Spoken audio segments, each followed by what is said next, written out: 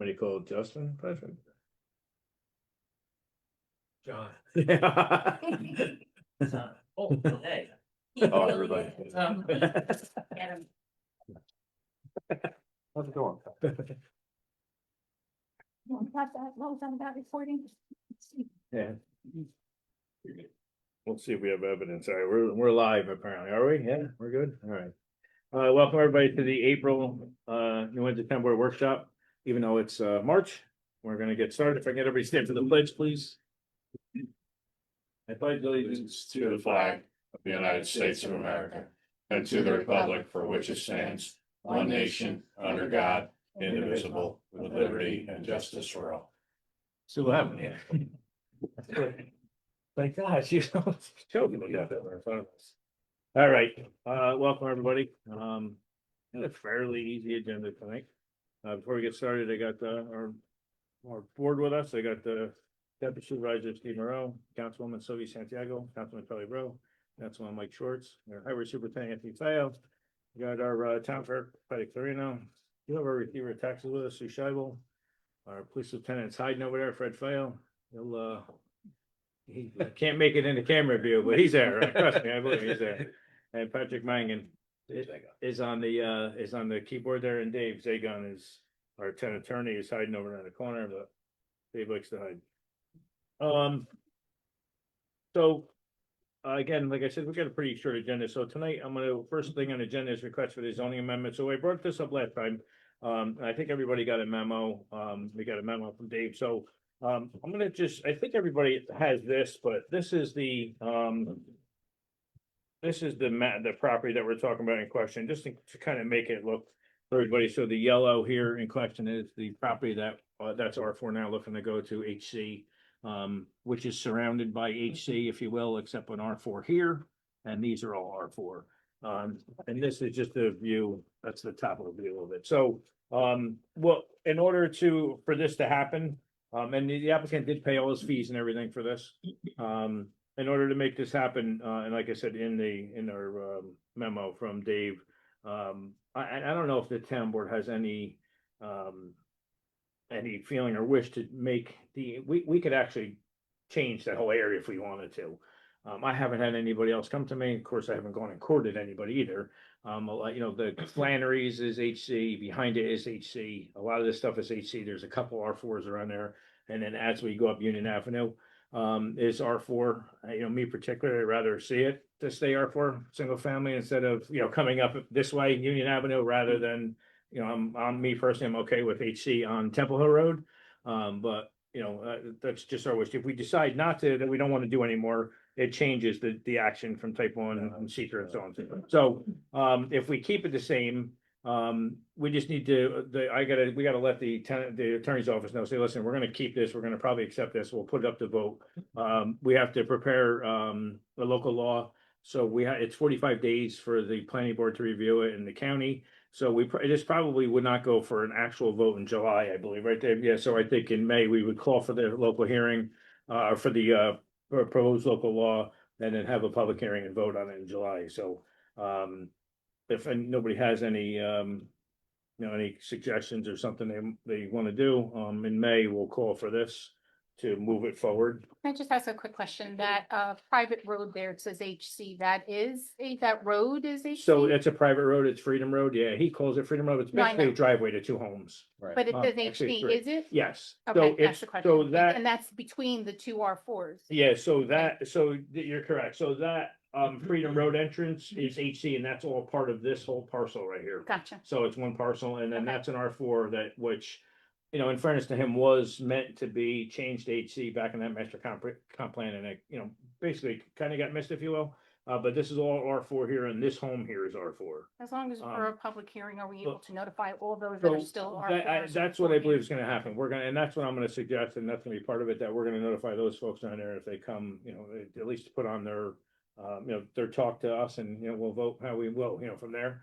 And that'll be up to the applicant to, you know, to suggest and court his neighbors to say, help me out here, vote for it. So, Thank you. but yeah, that'll be up, that'll be for May. And so. just to clarify, I was asking whether we want to talk to them beforehand if they want to become HC Well, or not, or that's a separate discussion. You know, I mean, to be quite honest with you, I mean, I think when we send them a letter, if this gets pushed a couple more months down the road, then it will be. If they come in and say, listen, you know, I'd like the opportunity to do it. Okay, I don't think, you know, I'm pretty certain, I mean, I didn't really ask this applicant, but I would probably venture to say that if it went another month or two, we probably wouldn't care if a couple other people come up to it. My opinion, as you know, I think going as further we go up Union Avenue towards this way, I'd rather not see it AC. Yeah. Not that I'm not trying to be transparent, but I just rather not see it. I'm not certain that they're gonna want their homes AC either, so, but yeah, no, it's a good point, though. Hopefully that'll happen for them. thank you. This next thing I just wanted to bring up, and I think you folks have seen some of the back and forth with us. So this legislative tax exemption, I don't know if you remember, we put out, we had last month, we talked about the veterans and seniors exemptions, which we weren't certain if we had to opt in, if we had to do it. Come to find out they're mandatory. So as of January or March of next year, those veterans and seniors that will get a tax break, if you will. They're still trying to, I think, muddle through, and you got to come to the assessor's office here. And he has to, you know, go through the paperwork, and you have to, especially the veterans, the 100% veterans exemption. There's a lot of criteria you have to fit. You even had to have your house upfitted for certain things. So there's a bunch of things that you have to meet that. So that's a mandatory thing. The one thing that was not mandatory was the survivor spouses of police officers killed in the line of duty. Originally, we were informed in looking at the law that it was a mandated exemption, and that's not true. It's a local option. So, you know, we do have some time, but we have some time up until March of next year. If you guys remember, I did ask a bunch of questions. And I just asked the questions just for some clarity for, you know, obviously the folks watching or, you know, people, anybody that, hopefully, I will be honest with you, hopefully nobody in New Windsor or anywhere, if that, for that matter, ever has to use this exemption. But, you know, I did ask, you know, is this the 50% tax reduction? It is, yes. Do they currently have to any qualifying, so do we have any qualifying survivors in town? We don't know that yet at this point. So again, hopefully not, but there could be. Does this include the line of duty death? And if you look under, you know, Todd replied, is the surviving spouse moved from another state into here? Are they eligible? You know, some of the things that is it a domestic partner? Does it have to be like, what's the domestic partner in the law enforcement side of it? And what happens if the widow actually remarries? Do they actually lose that exemption? So I didn't know the answer. So I asked these questions. Todd did get back to us. One of the biggest things regarding the definition of the killed in line of duty, the statute is silent. However, Section 5 of the statute requires that New York State Tax Department to coordinate with the Division of Criminal Justice Services to develop a listing of documents to be used to establish the eligibility. So as it stands right now, the answer to a lot of my questions is we don't know yet. So it's just it's kind of a half-baked law. They came out with it, which I like the idea that they're doing it. They're just some unknowns, if you will. So as this develops, I'm certainly going to bring it back again to, bring it to the board to, as we get some more answers here, to bring it to the board, say, hey, listen, and we do have until March of next year to, to bring it to, fruition or to vote on it. But I would say in the coming months, if I get some answers to this, and if they did this, I'll bring it back up and we'll get everybody's feeling on this. I'm thinking in my mind of how to determine that list and where they. I mean, I know there's survivors of the Shield. I don't know if DCJS has.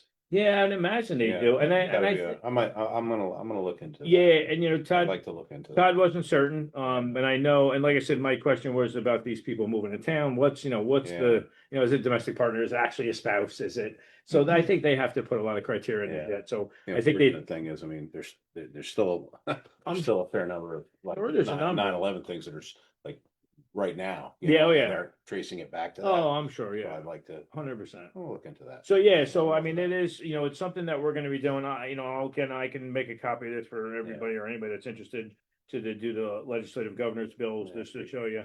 But that's something you're going to see pop up shortly or sooner rather than later.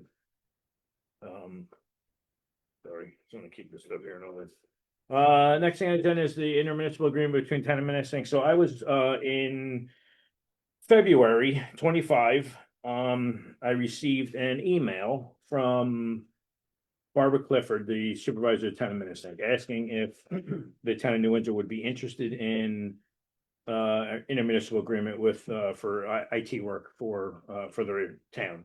I actually spoke to John McDonald after speaking to John. I spoke to the worker bees, if you will, in that office there and asked them if they were looking at Patrick. Did I go there and come back out, come with a report of what work needs to be done there and what work doesn't need to be done. It doesn't, it's obviously Minnesing's a little bit of a ride down the street. It doesn't appear to be it appears to be some, sizable work to get it going. Although I believe when Patrick went there, he said that, the place wasn't, a rat's nest. It was actually pretty in order, the whole, where we would be taking over. Their current IT is very limited at what they can do. So they were looking to reach out to us. So Patrick, kind of gave a report on basically what the needs were there, what we're gonna do, how many hours labor wise it's gonna take. I was talking to Patrick and the IT team today. We're looking at probably, if we had to guess, about 40 hours to maybe get them all set up and running, hopefully if everything goes well. I had our law office actually with John McDonald, drew up a intermunicipal contract with them. So I will tell you that their rate is, and I know this was a question, their rate is 150 an hour, increase from the other folks because they're a lot further away. Most of the people we do is 125, so theirs was gonna be 120 or 150 an hour for their rate for that. I did just for the board, so you guys can have some, idea or knowledge of what's going on here or what. So we do have, I did speak to our comptroller, we have 21 intermunicipals right now. In 2025, and now this is not broken out yet, and my during is gonna be, we're in the middle of an audit here now, so I didn't really want to stress her out, but I did anyway. Actually, I did want to stretch it. I like to do it after. Yeah. So last year we collected total with info, and I believe this is pretty accurate with the 21s. It was $388,609.91. That's not stripped out of any of the equipment for each one of these agencies. I think even talking to Dorian, I'm sure I think Sylvia and Steve have been around for a bit. That I believe the original intent when we started doing these IMAs were to fund at least the bottom two of the IT staffs of the 4 IT people. And I know we've hired some extra IT as the intermunicipals grew. So that's right now, I do have this year so far, and I know we did have 2 intermunicipals that actually had a lot of work. Right now, so far this year, we've already billed about 50 January in labor, just labor, we billed 32,143. And February, we built 19,000, so 51,000 already this year, just in labor we built. So, which is a pretty, pretty sizable number. I don't know that we're gonna continue on that path, but, I believe we could. I know, in talking to the IT, that's why I asked these guys how they feel about, us taking on another contract. I know there's some concerns, maybe across the board, maybe not across the board of, I guess the what if, right? And what if something, God forbid, if one of them went down or one of them decided to retire tomorrow, do we hire somebody that easy to replace it? I don't know. I guess what happens if I don't make it here tomorrow? I think the show will go on, honestly. I think some of you people step in and they'll move on. So, as it stands right now, I'm not, 100% against adding, generating some more revenue for this, if you will. It's something we do have to keep an eye on. I actually asked how basically we were, I asked them today, I met with all of them today downstairs, how we were, how we're sitting right now at the rest of our intermunicipals. And there are some concerns I want to speak to the department head about in reference to some, things I've heard today that I want to address, to kind of get some things, on board or get some more, clarity on some things. But for the most part, I guess there, some help phone calls but we have our own, computer systems we're gonna purchase and going in here. I guess a couple of the other towns got some concerns and some issues. So, Is this a Wednesday night vote? so this is a Wednesday night thing. Again, I'm not, it's you guys, mull it over and think about it and we'll see, what we want to do. I would say that maybe we can have some further discussion. How long is the contract for? So they're forever until we can cancel them whenever we want, and so can they. I think a 30-day. So, and the nice thing about it is that we can, and I will be honest with you that I know the new ones now give us an out. I believe the old ones give us an out too. The beauty of it is that I would imagine that everybody would understand that if something happened with us here, like a tax or something, we certainly could just say, hey, listen, sorry, here's your notice, we're out. We can't do this anymore.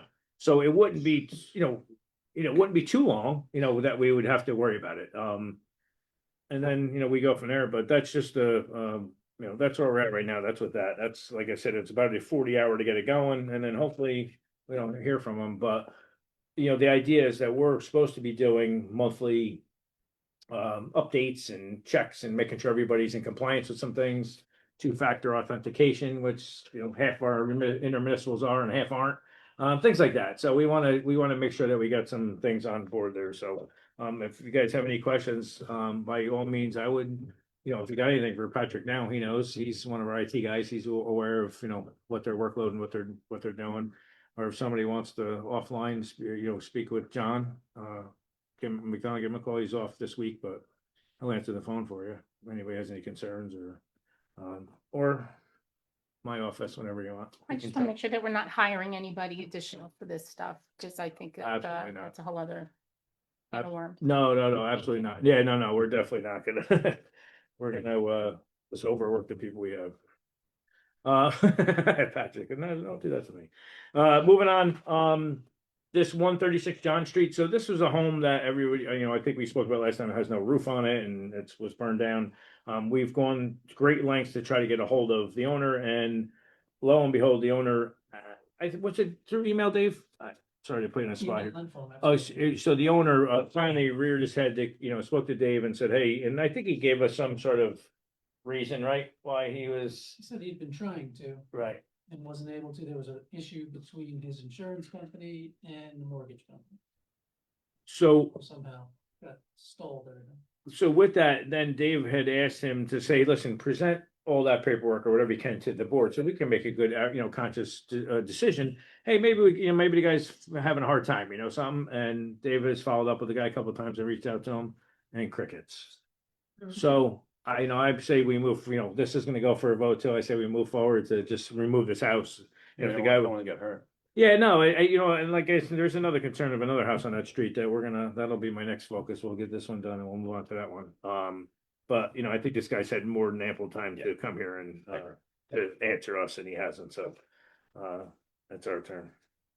The next thing is, again, this sale of property on Fox Hill. So again, we actually met with myself and Dave, and a few of us met with the guy that's interested in buying this parcel next to Fox Hill off of right as soon as you pull in the Fox Hill subdivision on the right hand side. It's like a little more than 6 acre lot. We're in the middle. We made it clear with him that we wanted to do a few things. We have to do a survey, which is about $4,000. And an appraisal, which we don't know a price yet from the appraisal, because we have to come up with an actual scope, which I believe we've narrowed down today what the scope would be. The appraisal, I reached out to Bill Beckman, who did our appraisal for us up at the Access for support up on the airport. So we reached out to him again. I asked him if he was too busy, he couldn't do it. He said he would definitely do it for us. So I've reached out to Todd Wiley, our assessor, is actually going to put together a scope. Todd's doing a kind of great deal worth of work for Mr. Beckman, hopefully to lighten the load on a bill for us a little bit. So when Todd comes up with his scope finished, hopefully tomorrow, they have to, they do highest and best use of the property, both the property that we're looking to perhaps sell and the property that this subject owns who joins it. So it could be maybe too much for him. We spoke to Mr. Bashir, who's the one that was looking to buy it. He's willing to pay for, and we're gonna come back to him. He's willing to pay for the both the appraisal and the survey. I think if anybody's Dave put a little memorandum together for me here. We're gonna so we have the cost estimate for the survey, not the appraisal yet. And the survey was kind of cheap because the guy that did Fox Hill is going to do this for us. The idea would be maybe to have Mr. Bashir, the potential purchaser, put some money equaling both the survey and appraisal, and then an account for us, an escrow account, and then we would get the surveys and appraisals, and then we would just pay it to the escrow account, so we know everything's in. That would be actually our survey and our appraisal for our property. And then we'll come up with a number, we'll offer him a number, if he's okay with it. Then sold, if not, then at least we have this stuff for, potentially somebody else wanting to buy it. There is, like I said in the past, there's an old silo on this property. Was obviously farmland back then. There was an old barn that was coming down that they took down and the silos up. I just assume, if in the event we don't sell this property, it's my opinion that the silo needs to come down because I don't need it falling down and somebody hurt. This gentleman wants it for whatever reason. I don't know if he's gonna start putting stuff in it. Who knows? It's up to him, but, so that's, once I get the number from Mr. Beckman for the appraisal, we're gonna recontact Mr. Bashir, see if he's good with doing this. We'll collect money from him and we'll get moving on this and hopefully this will be, it's honestly a kind of a wasted piece of property for us. It's, borders some wetland. It's got some drainage, stuff going on there, so it'll be worthwhile to us not worrying to maintain this or worried about it, so. Plus, and I'll show you how that could come in the end when I give a little report on something. I'll show you why it's good that we get rid of it. Moving on to the Ella Rose Foundation. So I just want to, make sure everybody, I know, Dave, there's a number of things in here that I can just waive as supervisor, but being as transparent as I am, I like to just make sure everybody's aware of that, why I'm doing it. So this Ella Rose Foundation is doing their first annual Your Way 5K race. The Ella Rose Foundation, it's for families and children with special needs. They provide comprehensive support and stuff for kids that are, so they can thrive in that environment. They're looking to raise some money. They asked to use Christie Babcock Park. They're dealing this through our recreation department. I know Lieutenant Fay has been dealing with them too, because they're going to be on a number of roads here in town, out in that area of town.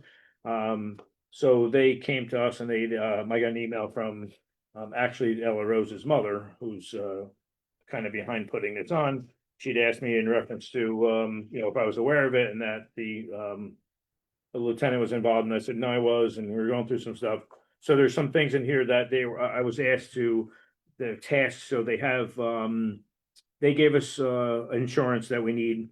The insurance is, I don't know, I think the insurance, and I don't know if I want to say this to Dave, but I think when you did this, Dave memo, I believe, so we met with Gallagher since, and they've kind of dialed it back to this, so I would almost say it's not a waiver type thing, so the insurance they provide us was 1, 2. We normally been asking for 2, 3, but I think in events, we're gonna be asking for 1, 2, 1 million, 2 million coverage. Yeah. So that may be an okay, maybe not a waiver. The fee hasn't been paid. They asked about a fee. I said I'd be willing to waive the fee since it's a fundraiser for this type of, sensory type and for kids. Mhm. I think it'd be a good thing.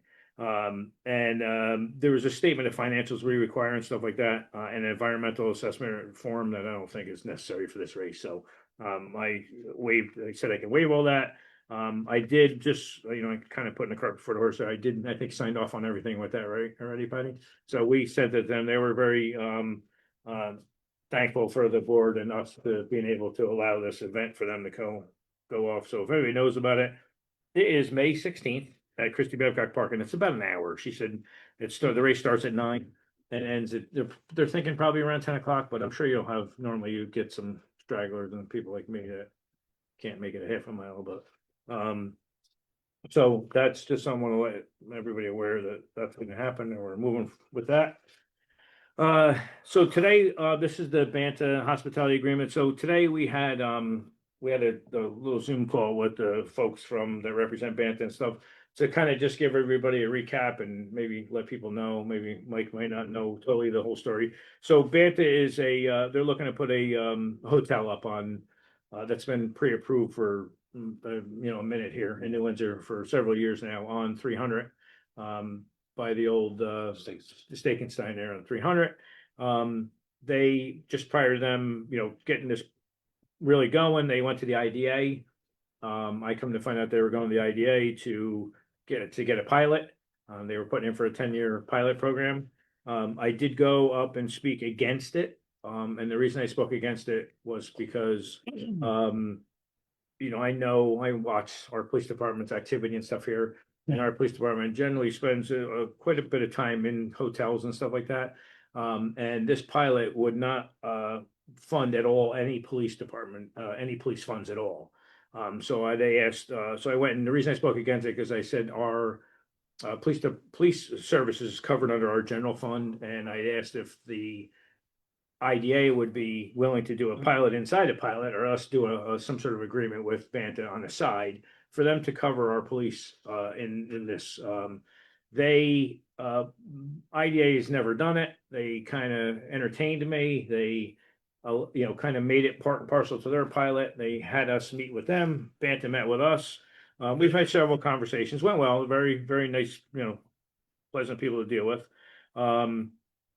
They I did get a call back from them too today, Dave, too. Just they haven't heard from Rudy there yet. So they agreed, well, I should say in principle, they agreed. So hopefully by Wednesday, it's on our agenda to vote on this, to have the pilot on the agenda. We were a bit apart on one point on our end, was that they wanted a clause in there that if we were to basically exceed the tax cap for 2 years in a row, they have the right to come back and renegotiate their pilot with us.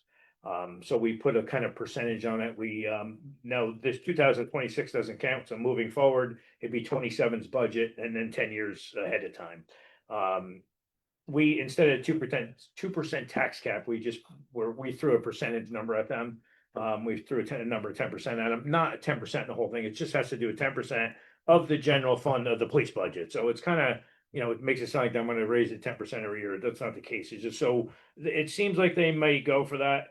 If they do, and they decide that the pilot is a go, basically what we're looking at is the first year, the pilots goes through 2037. That's 10 years. And we're looking at the first year, them paying us $12,710.05 of police coverage that we would have never got at all if we didn't, go up and, kind of say we want a pilot for police coverage. And then going forward, that number will probably increase a bit until it hits, because obviously as the budgets get processed, until it hits the 10th year, and then they'll be into their whole, their tax, the way they pay taxes normally. So we're going to be collecting 10 years of police service through our general, through the general portion of our budget, just based on this. So hopefully they were just waiting.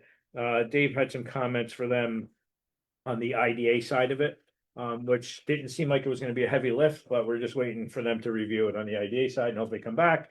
And then Wednesday, if not, where this is going to be probably still kept on the agenda for like a substantial completion type thing. Once I'm done with it, if I sign it 2 weeks after the meeting, then that's when it'll happen. So we can get it done and get these folks moving. So that's the Banta thing. Moving on to Richetti Park. So I'm sure you guys saw, we had talked about doing this teen center at Richetti Park. I've been, I grew up in that building as a teen center, and Sue, a few of us here have had our chances of hanging out there. We run some camp in there. My wish is I went down there and met with engineers, and for months and months, we've been working on between that teen center in the back and the splash pad up front. I've been trying to get, this movement. So we finally kind of put together a plan here. We come up with a scope, we put it out to bid. The bids came back, and the general contracting bid, and this is just the general contracting bid, was, I'm going to read it, and this is in the thousands. 508 was the lowest, 692, 735, 837, and 1.6 million. All in total, between general, electrical, plumbing, and mechanical, the lowest bid was $959,100. So I actually met with the engineer and I said, listen, it's an old building. Me personally, even though I want to see this happen, I can't see us putting $1 million into that building, honestly. I'd like to see us perhaps scale the project back a little bit. And so I spoke with MHE, I met with them. The electrical, plumbing, and mechanical, which is 900 in this order, 94,000, 218,000, 138,000. We're going to ask them for an extension and try to keep them.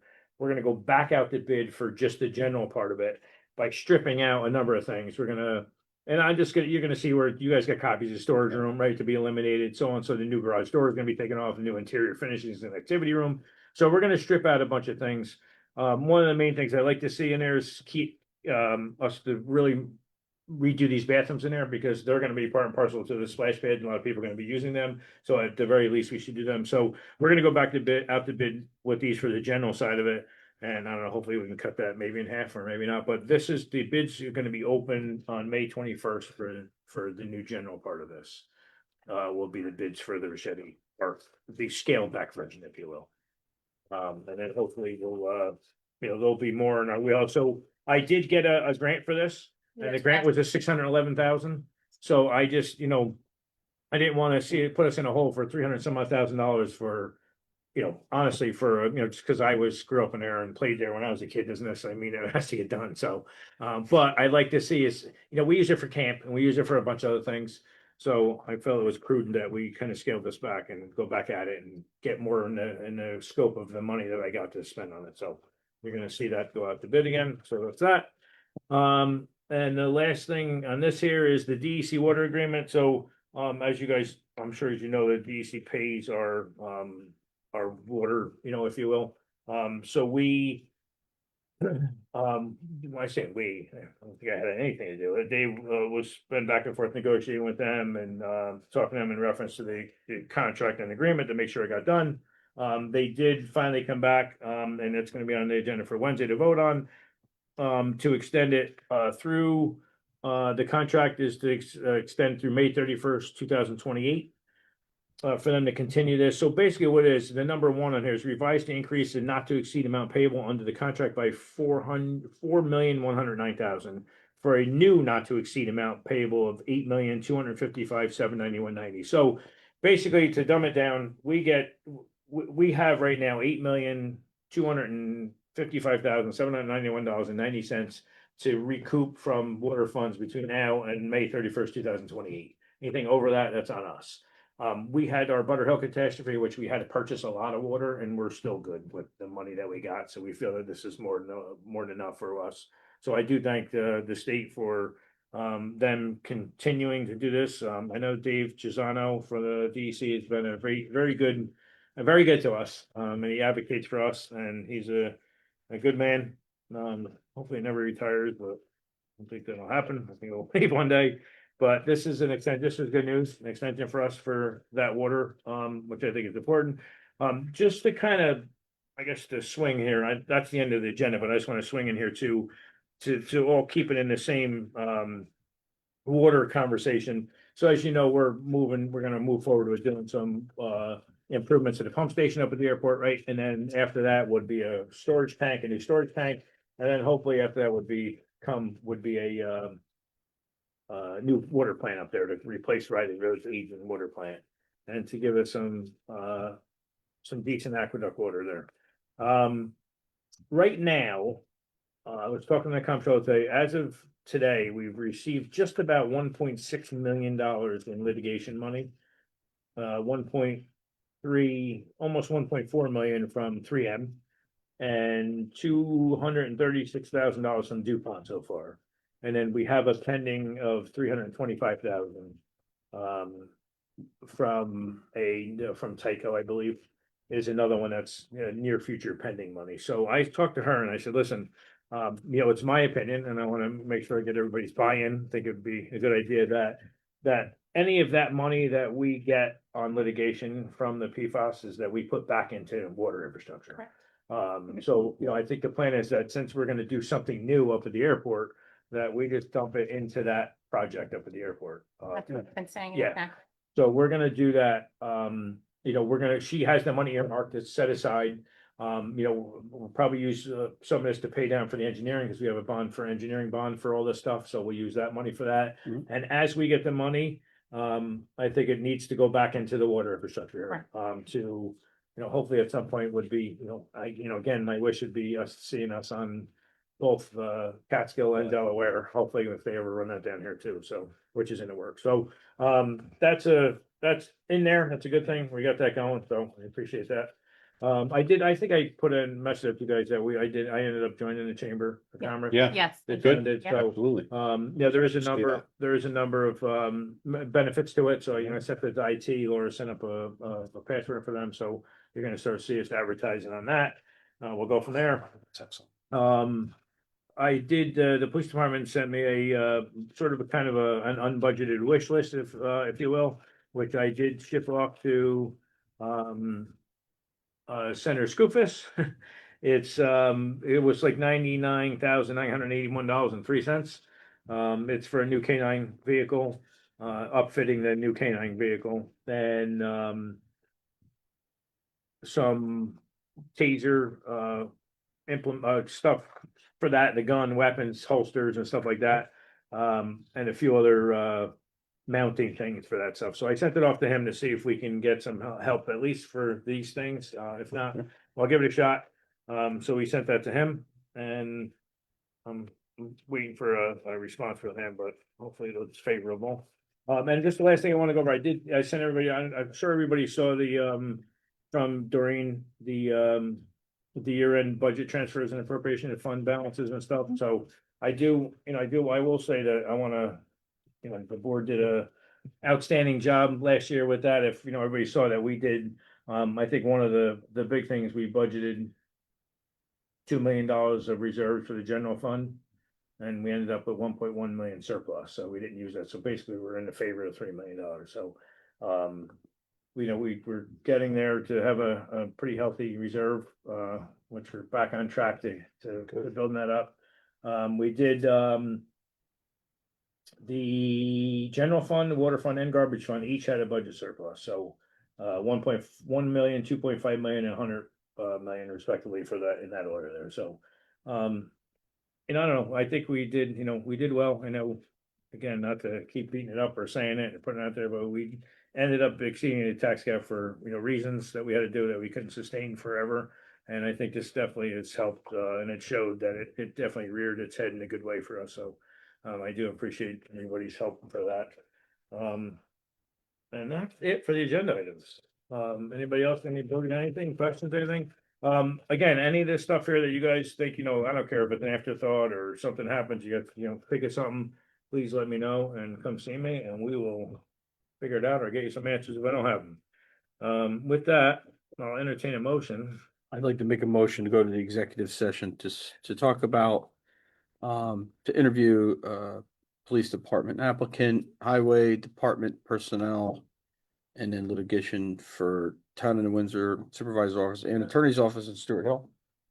That's good. Dave's been impressive. I learned to read this week. Patty, so he makes a motion. Somebody in a second? I'll second the motion. Second. Councilman Schwartz. Yeah. Councilman Brown. Yes. Councilman Santiago. Yes. Councilman Marat. Yes. Supervisor Pedetti. Yes. Thank you all. We turn the heat up.